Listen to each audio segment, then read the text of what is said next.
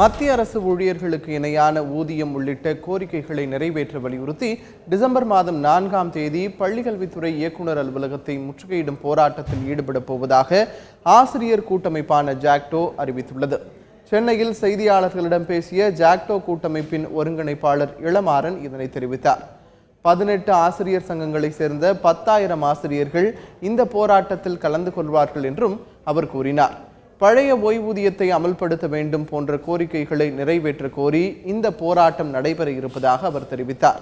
தங்கள் கோரிக்கையை ஏற்கப்படாவிட்டால் பிப்ரவரி மாதம் அரசியல் தலைவர்கள் பங்கேற்கும் மாநாடும் மார்ச் மாதம் கோட்டை நோக்கி பேரணியும் நடத்த இருப்பதாக அவர் குறிப்பிட்டார்.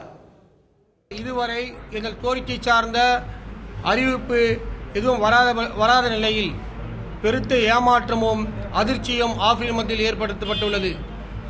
ஆகையினால் அடுத்த கட்டமாக மாண்புமிகு முதலமைச்சர் அவர்களின் கவனத்தை ஈர்ப்பதற்காக வருகின்ற டிசம்பர் மாதம் 4ஆம் தேதி சென்னை பள்ளிக்கல்வித்துறை இயக்குநர் அலுவலகம் முன்பு டிபிஐ வளாகம் முன்பு முற்றுகை ஆர்ப்பாட்டம் நடத்துவதென தீர்மானிக்கப்பட்டுள்ளது.